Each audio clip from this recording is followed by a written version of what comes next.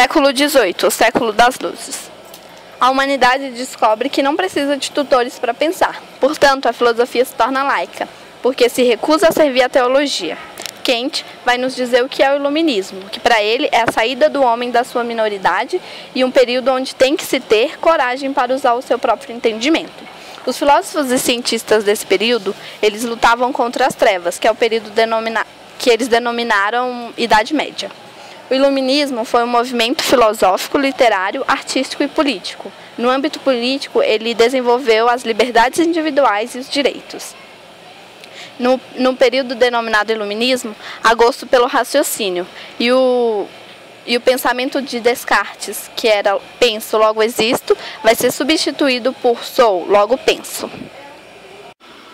A enciclopédia, ou conhecida também como Dicionário Lógico das Ciências, Artes e Ofícios, é uma escritura que contém um enorme conjunto de informações relativas ao conhecimento humano, e é uma obra fundamental do século das luzes. A ideia da enciclopédia veio com prospectos de Diderot, um dos principais enciclopedistas, em 1750, na qual o mesmo afirmava que o verdadeiro objetivo da enciclopédia é reunir todos os conhecimentos humanos dispersos existentes na Terra. Os principais enciclopedistas foram Diderot e D'Alembert. Um fator importante a ser relatado é que a enciclopédia não foi a pioneira no seu gênero, pois na Idade Média, ou antes, já houve preocupação em publicar livros com a mesma finalidade da enciclopédia. E o primeiro volume publicado foi em 1751, inicialmente previsto para sair com 8 volumes de texto, 2 de gravuras e ilustrações. Antecedente à Revolução Química, que aconteceu no século XVIII, houveram nomes importantes que serviram de base para o desenvolvimento da química moderna. Entre eles está Helmont, que foi muito importante no processo da experimentação. Ele também descobriu o agente universal, o alcaeste, que é responsável pelas reações químicas. E ele também descobriu a primeira noção de gás. Hooke aperfeiçoou muitos aparelhos na área da mecânica e descobriu as células das plantas. Boyle estudou os gases e publicou a origem do peso e do ar. Fez estudos sobre calor, eletricidade e magnetismo. Distinguiu o composto de mistura. E ele é considerado por muitos o pai da química clássica. E seus estudos foram de grande importância para o trabalho de Lavoisier do século XVIII. Logo após vem Priestley, que descobriu o ar deflogisticado, ou seja, ar sem combustão. Logo vem Schill, que descobriu 2 tipos de ar diferentes, o ar de fogo, que favorece a combustão, e outro que a impede. Agora trataremos de Lavoisier, um nome muito importante dentro da Revolução Química do século XVIII. Ele nasceu em Paris em 26 de agosto de 1743 e morreu também em Paris em 8 de maio de 1794. Ele pertencia à nobreza, que foi um título adquirido pelo pai dele, e ele tinha um cargo de cobrança de impostos dentro do governo francês, que era paralelo aos seus estudos da ciência. Ele é considerado o pai da química pelas suas teorias e experiências muito importantes, e foi julgado e condenado por traição ao governo francês, e morreu guilhotinado em 8 de maio de 1794. Sobre suas obras, havia na época de Lavoisier uma teoria chamada teoria do flogisto, na qual a mesma dizia que todos os materiais combustíveis possuíam uma matéria chamada flogístico, na qual era liberada ao ar quando entrava em combustão. Desde o começo, Lavoisier soube que essa teoria era errada, então passou a criar diversas maneiras para desmentir essa teoria. Algumas dessas maneiras foram análise do ar atmosférico, experiências com combustão das principais substâncias, como por exemplo enxofre e carbono, e a verificação com precisão do antes e depois da reação. Com isso, Lavoisier chegou à conclusão de que toda combustão é a união da substância com o ar vital, assim tornando a teoria do flogista inútil, rejeitável.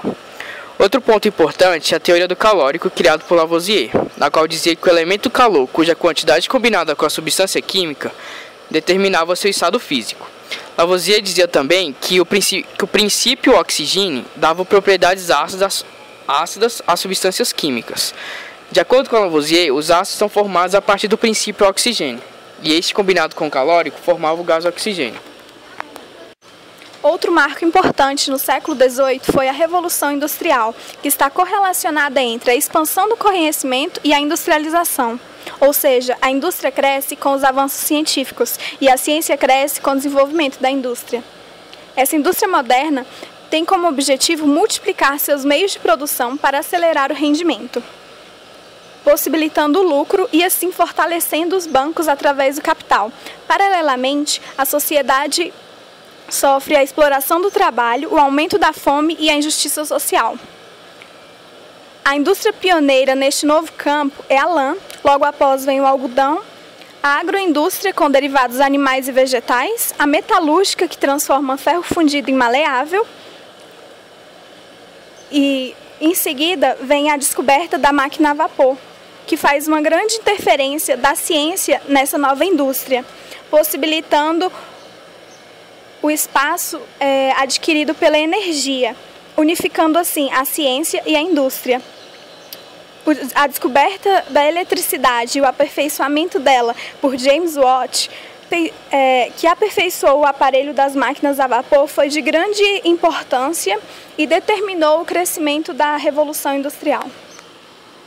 Nesse vídeo, nós expomos o capítulo 9 do livro Ciência através dos Tempos, do século XVIII, o século das luzes, em que foi apresentada várias mudanças que ocorreram neste século.